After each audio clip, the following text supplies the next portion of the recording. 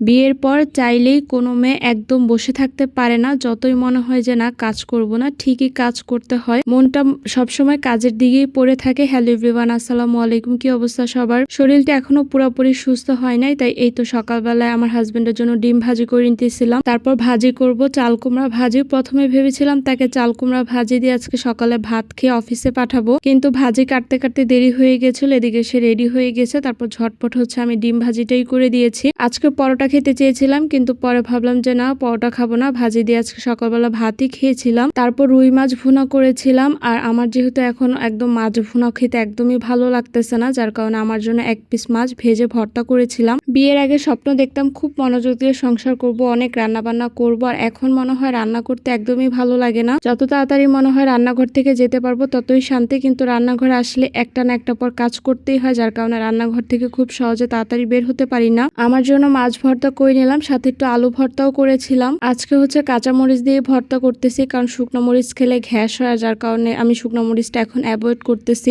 এর মধ্যে বাসায় ছোট ভাই এসেছে, তো যার কারণে হচ্ছে একটু পেঁপে কেটে দিয়েছিলাম, সাথে মালটার আঙুর দিয়েছিলাম। ওইটার ভিডিও করতে ভুলে গেছিলাম। আসলে এক হাতে সামলাতে গেলে সব দিকে একটু হিমশিম খেতে হয়। এখন ভাবলাম ও যেহেতু ছোট মানুষ, ওর জন্য একটু মুরগি রান্না করি। এমনিতেও ভেবেছিলাম আজকে একটু মুরগির মাংস রান্না করব, তো যার কারণে আমি আগেই বের করে রেখেছিলাম মাংসটা। এখন আমার অভ্যাসটা এত খারাপ হয়ে গেছে, শ্বশুর যাওয়ার পর আমার হচ্ছে দুপুরে পরে রান্না করতে আসি, মানে 2টা-3টার দিকে। আগে তো দেখা যায় আমি 11টা-12টার মধ্যে রান্না করে ফেলতাম। সকালবেলা একেবারে নাস্তা খাওয়ার পর, নাস্তা বানানোর পর তারপর আমার রান্নাঘরে আর আসতে মন চায় না। তখন যে আসলে বসে থাকি তাও না, সায়ানকে একদম খাওয়িয়ে ঘুম পাড়িয়ে ওকে গোসল করে দিয়ে তারপর আসি রান্না করতে, যার কারণে একদম রান্না করতে এখন আলসেমি লাগে। মুরগির মাংসটা ভালো করে কষিয়ে নিয়েছি, একটু আলুও দিব, কারণ আমাদের বাসায় আলু সবাই একটু বেশি পছন্দ করে। তো এই তো আলুটা দিয়ে ভালো করে মাংসটা কষিয়ে একটু মাখা মাখা রাখবো, বেশি ঝোল রাখবো না। কালকে আমার শ্বশুর আসার কথা ছিল, যার কারণে মাংস একটু বেশি করে রান্না করেছিলাম, কিন্তু এখন যেহেতু বাইরে বৃষ্টি হচ্ছে, একটানা 3-4 দিন বৃষ্টি হচ্ছে, আর উনি যেহেতু